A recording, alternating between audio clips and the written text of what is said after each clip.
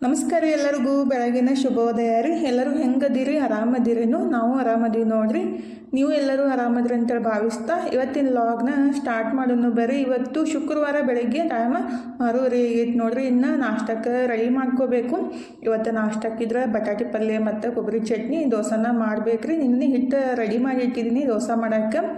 ಈಗಿದ್ರೆ ಬಟಾಟಿ ಕುದ್ಸಾಕಿಡ್ಬೇಕಂತ ಇಡಾಕಂತೀನಿ ನೋಡ್ರಿ. ಬಟಾಟಿ ಹಂಗೆ ಪೂರ್ತಿಯಾಗಿ ಕುದ್ಸಾಕಿಟ್ಬಿಟ್ರೆ ಅವು ಜಲ್ದಿ ಬೆನಂಗಿಲ್ಲ ರೀ. ನೀವು ಕುಕ್ಕರ್ ಒಳಗಾದ್ರೂ ಅಷ್ಟೇ ಮತ್ತು ಬೊಗೋಣಿ ಒಳಗೆ ಕುದ್ಸಾಕಿಟ್ಬಿಟ್ರೂ ಜಲ್ದಿ ಬೆನಂಗಿಲ್ಲ ರೀ. ಕಟ್ ಮಾಡಿ ಬೆನ್ಸಾಕಿಟ್ಬಿಟ್ರೆ ಅವು ಜಲ್ದಿ ಕುದೀತಾವ್ರಿ. ಅದಕ್ಕಾಗಿ ಈ ರೀತಿ ಒಂದ್ರೊಳಗೆ 2 ಮಾಡಿಬಿಟ್ಟು 1-2 ಸಲ ಸ್ವಚ್ಛಾಗಿ ತೊಳೆದು ಸ್ವಲ್ಪ ಉಪ್ಪು ಹಾಕಿಬಿಟ್ಟು ಕುದಿಸ್ಬೇಕ್ರಿ. ಸಪ್ಪಿನೂ ಜಲ್ದಿ ಬಿಸ್ತಾವು. ಮತ್ತು ಬಟಾಟಿ ಕುದಿಸೋದಾಗ ಯಾವಾಗಲೂ ಜಾಸ್ತಿ ನೀರು ಹಾಕಿ ಇಡಾಕೆ ಹೋಗಬಾರ್ದು.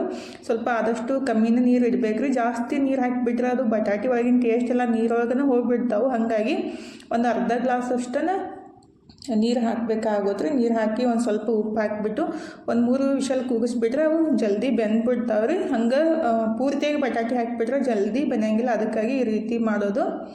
ಈಗಿದ್ರೆ ಬಟಾಟಿನೂ ಕುದಿಸಾಕಿಟ್ಬಿಟ್ಟು ಸ್ವಲ್ಪ ದೋಸೆ ಹಿಟ್ಟು 2 ದಿವ್ಸಿಗೆ ಆಗಷ್ಟೇ ರುಬ್ಬಿಟ್ಟು ಎತ್ತಿಟ್ಟಿದ್ದೀನಿ. ಯಾಕಂದ್ರೆ ಏನಪ್ಪ ದಿನ ನಾಷ್ಟಕ್ಕೆ ರೆಡಿ ಮಾಡ್ಕೋದಂದು ಒಂದು ದೊಡ್ಡ ತಲೆ ಬಿಸಿ ಆಗುತ್ತಲ್ರಿ. ಅದಕ್ಕಾಗಿ 2 ದಿವಸ ಟೆನ್ಷನ್ ಆಗಬಾರ್ದು ಅಂತೇಳಿ ಈ ರೀತಿ ಮಾಡಿದ್ದು. ಆ್ಯಕ್ಚುಲಿ ಈ ರೀತಿ ಮಾಡಬಾರ್ದು, ಆದರೆ ಏನೂ ಮಾಡೋಕ್ಕಾಗಂಗಿಲ್ಲ ರೀ. ಡೈಲಿ ಏನು ಮಾಡ್ಬೇಕಂದ್ರೆ ದೊಡ್ಡ ತಲೆ ಬಿಸಿ ಆಗುತ್ತೆ.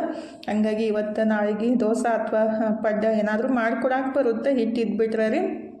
ಉಪ್ಪಿಟ್ಟು ಮಾಡಿದ್ರೆ ಉಪ್ಪಿಟ್ಟು ಯಾಕಂತಾರು, ಅವಲಕ್ಕಿ ಮಾಡಿದ್ರೆ ಅವಲಕ್ಕಿ ಯಾಕಂತಾರು, ಚಪಾತಿ ಮಾಡಿದ್ರೆ ಚಪಾತಿ ಯಾಕಂತಾರು. ಮತ್ತು ಏನು ಮಾಡ್ಬೇಕಂದ್ರೆ ಗೊತ್ತಾಗಂಗಿಲ್ಲ. ನಮಗೆ ಯಾವುದು ಈಜಿ ಆಗುತ್ತಲ್ಲ ಅದನ್ನ ಮಾಡಿಕೊಟ್ಬಿಟ್ರೆ ಬೆಸ್ಟ್ ಅಂತ ಅನ್ಸುತ್ತೆ.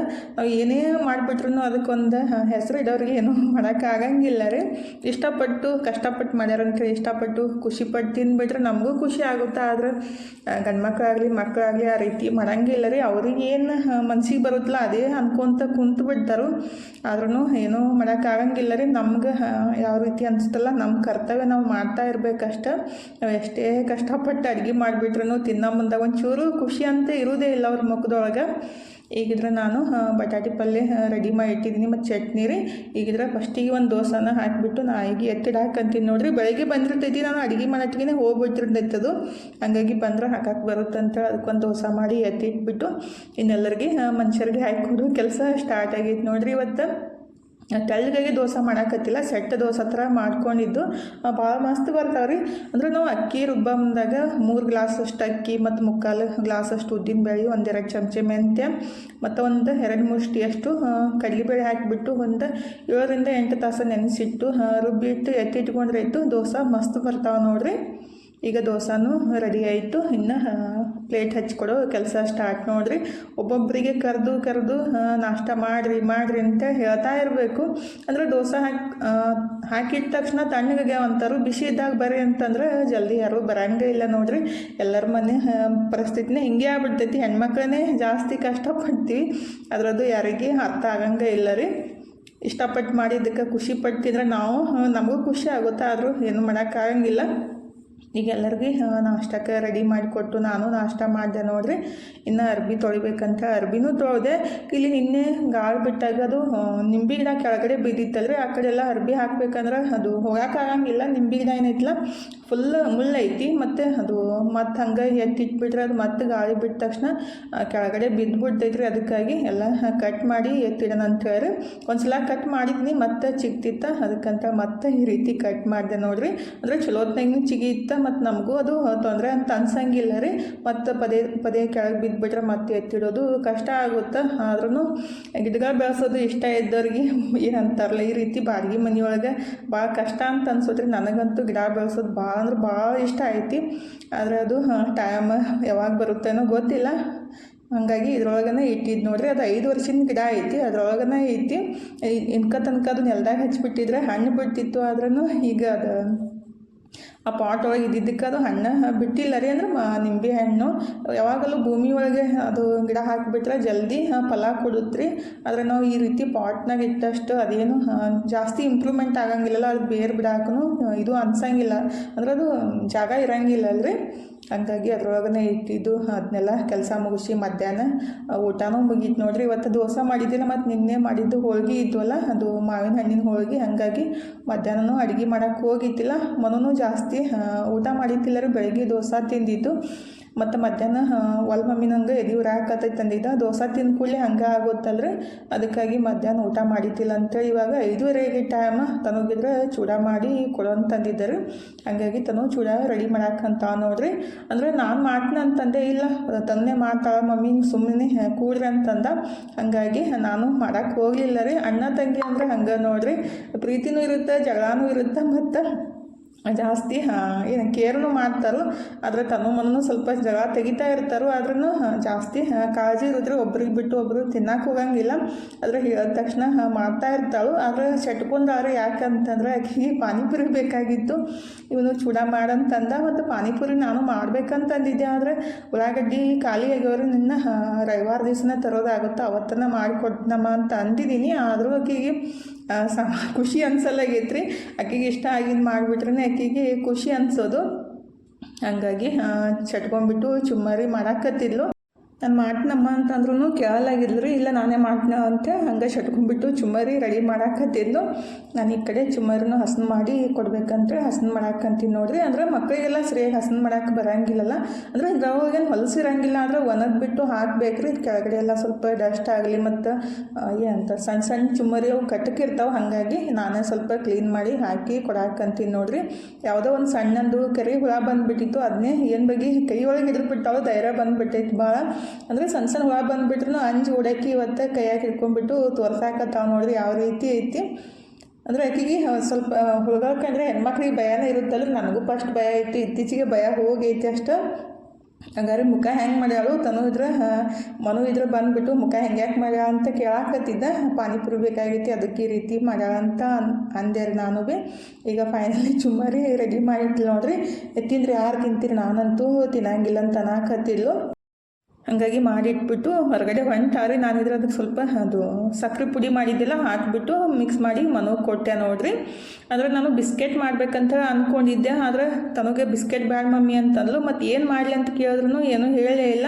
ಅದಕ್ಕಾಗಿ ಕೇಕ್ ಆದ್ರೂ ಮಾಡೋಣ ಅಂಥೇಳಿ ಕೇಕ್ ರೆಡಿ ಮಾಡಾಕಂತೀನಿ ನೋಡ್ರಿ. ಮಕ್ಕಳಿಗೆ ಸಂಭಾಳಿಸೋದಂತೂ ಭಾಳ ದೊಡ್ಡ ಕಷ್ಟದ ಕೆಲಸ ನೋಡ್ರಿ. ಈಗಿದ್ರೆ ಕೇಕ್ ಮಾಡೋಕ್ಕೆ ಅಂದರೆ ಬೆಲ್ಲ ಮತ್ತು ಗೋಧಿ ಹಿಟ್ಟು ಬಳಸ್ಬಿಟ್ಟು ಕೇಕ್ ಮಾಡೋಣ ಅಂತೇಳಿ ಈಗಿದ್ರೆ 1.5 ಬಟ್ಲಷ್ಟು ಬೆಲ್ಲ ತೊಗೊಂಡಿದ್ದೀನಿ. ನೀವು ಸಕ್ಕರೆ ಆದ್ರೂ ಬಳಸ್ಬೋದು. ಅದಕ್ಕೆ 1-2 ಚಮಚದಷ್ಟು ನೀರು ಹಾಕಿಬಿಟ್ಟು ಬೆಲ್ಲನ ಕರಗಿಸ್ಕೊಳಕತ್ತಿದ್ದು. ಅಂದರೆ ಸೋಸ್ಕೋಬೇಕಂತೇಳಿ ಈ ರೀತಿ ಮಾಡಿದರೆ ನೀವು ಹಂಗೆ ಹಾಕ್ಬೋದು. ಪುಡಿ ಬೆಲ್ಲ ಇದ್ಬಿಟ್ರೆ ನಾನಿದ್ರೆ ಈ ರೀತಿ ಅದು ಸ್ವಲ್ಪ ನೀರು ಹಾಕಿ ಬೆಲ್ಲನ ಕರಗಿಸ್ಬಿಟ್ಟು ಸೋಸಿ ಎತ್ತಿಟ್ಟಿದ್ದೀನಿ. ಸ್ವಲ್ಪ ಅದು ತಣ್ಣಗಾಗಬೇಕು. ಇವತ್ತು ಕುಕ್ಕರ್ ಕೇಕ್ ರೆಡಿ ಮಾಡ್ಕೊಳಕತ್ತಿದ್ದು ನೋಡ್ರಿ. ಅಂದರೆ ಡೈರೆಕ್ಟಿಗೆ ಕುಕ್ಕರ್ ಒಳಗನ ಮಾಡ್ಕೊಳ್ಳೋದು, ಯಾವುದೇ ಪಾತ್ರೆಗಳು ಬೇಕಾಗಿಲ್ಲ ರೀ.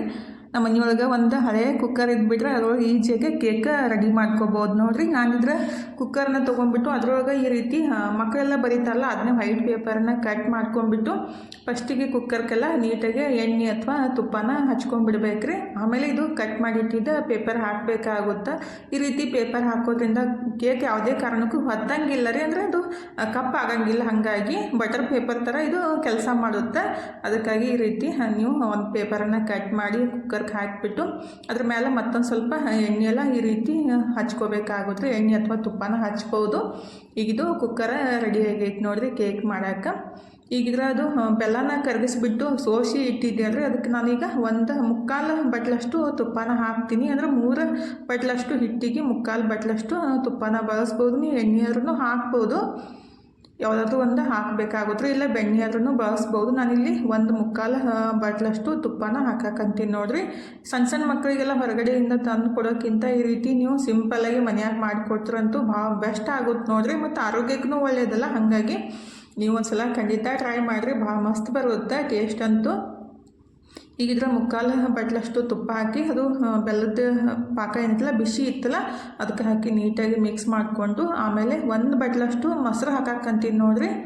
ಮೊಸರು ಹಾಕಿಬಿಟ್ಟು ಚಲೋ ಹೊತ್ತಿನಾಗೆ ಬೀಟ್ ಮಾಡ್ಕೋಬೇಕು. ತುಪ್ಪ ಆಗಲಿ ಮತ್ತು ಬೆಲ್ಲದ ರಸ ಮತ್ತು ಮೊಸರು ಎಲ್ಲ ನೀಟಾಗಿ ಮಿಕ್ಸ್ ಆಗೋ ತನಕ ಬೀಟೆಲ್ಲ ಮಾಡ್ಕೊಂಡ್ಬಿಟ್ಟು ಇದಕ್ಕೆ ನಾನು 2 ಬಟ್ಲಷ್ಟು ಗೋಧಿ ಹಿಟ್ಟು ಹಾಕಿದ್ದೀನಿ. ಒಂದು ಅರ್ಧ ಬಟ್ಲಷ್ಟು ಕಡಲೆ ಹಿಟ್ಟು ಹಾಕಿದ್ದೀನಿ. ಮತ್ತು 1-2 ಚಮಚದಷ್ಟು ಹಾಲಿನ ಪುಡಿ ಹಾಕಬೇಕಾಗುತ್ತೆ. ನೀವು 3 ಬಟ್ಲಷ್ಟು ಗೋಧಿ ಹಿಟ್ಟು ಹಾಕಿಬಿಟ್ರೂ ನಡಿತೈತಿ. ಹಾಲಿನ ಪುಡಿ ಮತ್ತು ಕಡಲೆ ಹಿಟ್ಟು ಸ್ಕಿಪ್ ಮಾಡಿಬಿಟ್ಟು 3 ಬಟ್ಲಷ್ಟು ನೀವು ಗೋಧಿ ಹಿಟ್ಟಾದ್ರೂ ಹಾಕ್ಬೋದು, ಮೈದಾ ಹಿಟ್ಟಾದ್ರೂ ಹಾಕ್ಬೋದು. ನಾನಿಲ್ಲಿ ಸ್ವಲ್ಪ ಡಿಫ್ರೆಂಟಾಗಿ ಇರಲಿ ಅಂತ 2 ಬಟ್ಲಷ್ಟು ಗೋಧಿ ಹಿಟ್ಟು ಮತ್ತು ಅರ್ಧ ಬಟ್ಲಷ್ಟು ಕಡಲೆ ಹಿಟ್ಟು, 2 ಚಮಚದಷ್ಟು ಹಾಲಿನ ಪುಡಿ ಹಾಕಿದ್ದೀನಿ. ಹಾಕಿಬಿಟ್ಟು ನೀಟಾಗಿ ಮಿಕ್ಸ್ ಮಾಡ್ಕೋಬೇಕು, ಯಾವುದೇ ಗಂಟಿಲ್ಲಾರ್ದಂಗೆ ನೀಟಾಗಿ ಮಿಕ್ಸ್ ಮಾಡ್ಕೊಂಡ್ಮೇಲೆ ಡ್ರೈ ಫ್ರೂಟ್ಸನ್ನು ಚಾಪ್ ಮಾಡಿ ಇಟ್ಟಿದ್ದು ಹಾಕಿದ್ದೀನಿ. ಈಗಿದ್ರೆ ಡ್ರೈ ಫ್ರೂಟ್ಸ್ ಮತ್ತು ಏಲಕ್ಕಿ ಪುಡಿ ಮತ್ತು ಒಣ ದ್ರಾಕ್ಷಿ ಹಾಕಿದ್ದೀನಿ ಮತ್ತು ಟ್ರೂಟಿ ಫ್ರೂಟಿ ಹಾಕಿದ್ದೀನಿ. ನೀವು ಮನೆಯೊಳಗೆ ಮಾಡಿದರೆ ಯಾವ ರೀತಿ ಮಾಡೋದಂತ ನಾನು ಆಲ್ರೆಡಿ ಶೇರ್ ಮಾಡ್ಕೊಂಡಿದ್ದೀನಿ. ಸಿಂಪಲ್ಲಾಗಿ ಕಲ್ಲಂಗಡಿ ಸೊಪ್ಪಿಯಿಂದ ಮಾಡ್ಕೋಬೋದು. ಈಗಿದ್ರೆ ನಾನು ಇದು ಟ್ರೂಟಿ ಫ್ರೂಟಿ ಹಾಕಿದ್ಮೇಲೆ ಸ್ವಲ್ಪ ಇದು ಚಕ್ಕೆ ಪುಡಿ ಮತ್ತು ಜಾಜಿಕಾಯಿನ ಹಾಕಕ್ಕಂತೀನಿ ನೋಡಿರಿ. ಮಕ್ಕಳೆಲ್ಲ ಹಂಗೆ ಅಡುಗೆ ಹಾಕಿಬಿಟ್ರೆ ತಿನ್ನಂಗಿಲ್ಲ. ಈ ರೀತಿ ಮಾಡಿದಾಗ ಇಷ್ಟಪಟ್ಟು ತಿಂತಾರಂತ ಸ್ವಲ್ಪ ದಾಲ್ಚಿನ್ನಿ ಪುಡಿ ಮತ್ತು ಜಾಜಿಕಾಯಿ ಕಸ್ಕಸಿ ಹಾಕಿಬಿಟ್ಟು ಒಂದು ಸ್ವಲ್ಪ ಹಾಲು ಹಾಕಿ ಮತ್ತು ಮಿಕ್ಸ್ ಮಾಡ್ಕೋಬೇಕಾಗುತ್ತೆ ರೀ. ನೋಡ್ಕೊಂಬಿಟ್ಟು ಹಾಲು ಹಾಕಬೇಕು, ಒಮ್ಮೆ ಜಾಸ್ತಿ ಹಾಕಕ್ಕೆ ಹೋಗಬಾರ್ದು, ಹಿಟ್ಟು ಅಳಸಾಗಕ್ಕೆ ಹೋಗಬಾರ್ದು ರೀ. ಹಂಗಾಗಿ ನಾನಿಲ್ಲಿ 1 ಬಟ್ಲಷ್ಟು ಹಾಲನ್ನು ಯೂಸ್ ಮಾಡ್ಕೊಂಡಿದ್ದು ಹಿಟ್ಟು ಕಲ್ಸಾಕ್ರಿ. ಆಮೇಲೆ ಎಲ್ಲ ನೀಟಾಗಿ ಮಿಕ್ಸ್ ಆದಮೇಲೆ ಒಂದು ಚಿಟಿಕೆಯಷ್ಟು ಉಪ್ಪು ಮತ್ತು ಅಡುಗೆ ಸೋಡಾ ರೀ, ನಾವು ಬಜ್ಜಿ ಬೋಂಡ ಎಲ್ಲ ಮಾಡೋಕೆ ಹಾಕ್ತೀವಲ್ಲ, 1/4 ಚಮಚದಷ್ಟು ಅಡುಗೆ ಸೋಡಾ ಮತ್ತು ಅರ್ಧ ಚಮಚದಷ್ಟು ಬೇಕಿಂಗ್ ಪುಡಿ ರೀ, ಮತ್ತು ಸ್ವಲ್ಪ ಹಾಲು ಹಾಕಿಬಿಟ್ಟು ನೀಟಾಗಿ ಮಿಕ್ಸ್ ಮಾಡ್ಕೋಬೇಕು ನೋಡಿರಿ. ಅಡುಗೆ ಸೋಡಾ ಮತ್ತು ಕಾರ್ನ್ಫ್ಲವರ್ ಹಾಕೋದ್ರಿಂದ ಕೇಕ್ ಸಾಫ್ಟಾಗಿ ಬರುತ್ತೆ. ಹಾಗಾಗಿ ಇದನ್ನ ಬಳಸಲೇಬೇಕಾಗುತ್ತೆ ರೀ ಕೇಕ್ ಮಾಡೋಕ್ಕೆ. ಈಗ ಚಲೋತ್ನಾಗೆ ಮಿಕ್ಸ್ ಮಾಡ್ಕೊಂಬಿಟ್ಟು ನಾವು ಏನು ಆಲ್ರೆಡಿ ಎಣ್ಣೆ ಹಚ್ಬಿಟ್ಟು ಪೇಪರ್ ಹಾಕಿ ಇಟ್ಟಿದ್ದೀವಲ್ರಿ ಕುಕ್ಕರ್ಗೆ, ಆ ಕುಕ್ಕರ್ಗೆಲ್ಲ ಹಿಟ್ಟನ್ನು ಹಾಕಿಬಿಡ್ಬೇಕಾಗುತ್ತೆ. ಹಾಕಿ 1-2 ಸಲ ಈ ರೀತಿ ಟ್ಯಾಪ್ ಮಾಡಿಕೊಂಡು ಮ್ಯಾಲೆ ಬೇಕಂದ್ರೆ ಚಾಪ್ ಮಾಡಿ ಇಟ್ಟಿದ್ದ ಡ್ರೈ ಫ್ರೂಟ್ಸ್ ಮತ್ತು ಟ್ರೂಟಿ ಫ್ರೂಟಿನೂ ಹಾಕ್ಬೋದು. ನಾನಿಲ್ಲಿ ಹಾಕಕ್ಕಂತೀನಿ ನೋಡಿರಿ. ಇದ್ರೊಳಗೆ ನಿಮ್ಗೆ ಯಾವ್ದು ಇಷ್ಟ ಇಲ್ಲ ಮತ್ತು ಮನ್ಯಾಗ ಯಾವುದು ಇಲ್ಲಲ್ಲ ಅದನ್ನ ಸ್ಕಿಪ್ ಮಾಡಿದ್ರೂ ನಡಿತೈತಿ. ಈಗಿದ್ರೆ ಅದು ಡ್ರೈ ಫ್ರೂಟ್ಸ್ ಮತ್ತು ಟ್ರೂಟಿ ಫ್ರೂಟಿ ಸ್ವಲ್ಪ ಕಸ್ಕಸಿ ಹಾಕಿದ್ದೀನಿ ರೀ. ಕಸ್ಕಸಿ ಹಾಕಿಬಿಟ್ರಂತೂ ತಿನ್ನಮ್ದ ಭಾಳ ಮಸ್ತ್ ಅನಿಸುತ್ತೆ. ಹಾಗಾಗಿ ಸ್ವಲ್ಪ ಕಸ್ಕಸಿ ಹಾಕಿಬಿಟ್ಟು ಆಲ್ರೆಡಿ ನಾನು ಅದು ತವಿನ ಬಿಸಿ ಮಾಡೋಕೆ ಇಟ್ಟಿದ್ದೆ ರೀ ಒಂದು 5 ನಿಮಿಷ ಮೊದಲೇ. ಈಗಿದ್ರೆ ಆ ತವಿ ಮೇಲೆ ಕುಕ್ಕರ್ನ ಇಟ್ಬಿಟ್ಟು ಹೈ ಫ್ಲೇಮ್ ಒಳಗೆ ಒಂದು 10 ನಿಮಿಷ ಇಟ್ಕೋಬೇಕು ರೀ. ಆಮೇಲೆ ಲೋ ಫ್ಲೇಮ್ ಒಳಗೆ ಒಂದು 20ರಿಂದ 25 ನಿಮಿಷ ಇಟ್ಕೊಂಡ್ಬಿಟ್ರಾಯ್ತು. ಕೇಕ್ ಬೆನಿತೈತೆ ನೋಡಿರಿ. ಒಂದು 35 ನಿಮಿಷ ಆದಮೇಲೆ ಒಂದು ಸಲ ಚೆಕ್ ಮಾಡ್ಕೋಬೇಕು ಬೆಂದೈತೆ ಇಲ್ಲಂತೇಳಿ. ಇನ್ನೊಂದು ಸ್ವಲ್ಪ ಕೈಗೆ ಹತ್ತಾಕತ್ತಿತ್ತಂತ ನಾನು ಮತ್ತೊಂದು 5 ನಿಮಿಷ ಇಟ್ಟೆ ನೋಡಿರಿ ಮುಚ್ಚಿ. ಈಗಿದ್ರೆ ಫೈನಲಿ ಕೇಕ್ ರೆಡಿ ಆಗೈತೆ ನೋಡಿರಿ. ಗ್ಯಾಸ್ ಬಂದ್ ಮಾಡಿಕೊಂಡು ಚೆಕ್ ಮಾಡಿದೆ ನಾನು. ಒಂಚೂರು ಈ ರೀತಿ ಚಾಕು ಅಥವಾ ನೀವು ಒಂದು ಕಡ್ಡಿ ತೊಗೊಂಡ್ಬಿಟ್ಟು ಚೆಕ್ ಮಾಡ್ಕೋಬೋದು. ಅದು ಚಾಕುಕ್ಕೆ ಅಥವಾ ಕಡ್ಡಿಗೆ ಹತ್ತಾಕತ್ತಿತ್ತಂದ್ರೆ ಅದು ತೆಗ್ಯಾಕೆ ಹೋಗಬಾರ್ದು, ಇನ್ನೊಂದು ಸ್ವಲ್ಪ ಬೆನ್ಸ್ಕೋಬೇಕಾಗುತ್ತೆ ರೀ. ಈಗ ಪೂರ್ತಿಯಾಗಿ ಚಲೋ ಹೊತ್ತಿನಾಗೆ ಬೆಂದ ಮೇಲೆ ಪೂರ್ತಿ ತಣ್ಣಗಾಗಕ್ಕೆ ಬಿಡಬೇಕ್ರಿ. ಬಿಸಿ ಇದ್ದಾಗ ತೆಗ್ಯಾಕೆ ಹೋಗಬಾರ್ದು. ಬಿಸಿ ಇದ್ದಾಗ ತೆಗೆದುಬಿಟ್ರೆ ಅದು ಕೇಕ್ ಮುರ್ಕೊಂಡ್ಬಿಡುತ್ತೆ. ಹಾಗಾಗಿ ತಣ್ಣಗಾಗೋ ಮಟ್ಟ ಈ ರೀತಿ ಒಂದು ಅರ್ಬಿ ಮುಚ್ಚಿ ಸೈಡಿಗೆ ಎತ್ತಿಡ್ಬೇಕ್ರಿ. ಈಗ ನಾನು ಅದನ್ನ ಸೈಡಿಗೆ ಎತ್ತಿಟ್ಬಿಟ್ಟು ಅಡುಗೆನೂ ಮಾಡಿದೆ ನೋಡಿರಿ. ಟೊಮೆಟೊ ರಸಮ ಮತ್ತು ಅನ್ನನೂ ಮಾಡಿದೆ. ಈಗಿದ್ರೆ ಅದು ಕೇಕ್ನು ತಣ್ಣಗಾಗಿತ್ತ. ಇನ್ನು ಟೇಸ್ಟ್ ಮಾಡೋದು ಬರ್ರಿ ನೋಡಿರಿ. ಯಾವುದೇ ಒಂದು ಸ್ಪೆಷಲಾಗಿ ಅಡುಗೆ ಮಾಡಿದಾಗ ಅದನ್ನ ಟೇಸ್ಟ್ ಮಾಡೋ ತನಕ ಸಮಾಧಾನ ಅಂತೂ ಇರಂಗಿಲ್ಲ. ನನಗಂತೂ ಹೆಂಗೆ ಬಂತೈತಿ ಏನೋ ಅಂತ ಅನಿಸ್ತಾ ಇರ್ತೈತಿ. ಹಾಗಾಗಿ ಈಗ ಫೈನಲಿ ತೆಗೆದ್ಬಿಟ್ಟು ನೋಡೋಣ ಹೆಂಗಾಗೈತಿ ಟೇಸ್ಟ್ ಅಂತ ತೆಗ್ಯಾಕಂತೀನಿ ನೋಡಿರಿ. ಭಾಳ ಮಸ್ತ್ ಬಂದಿತ್ತು.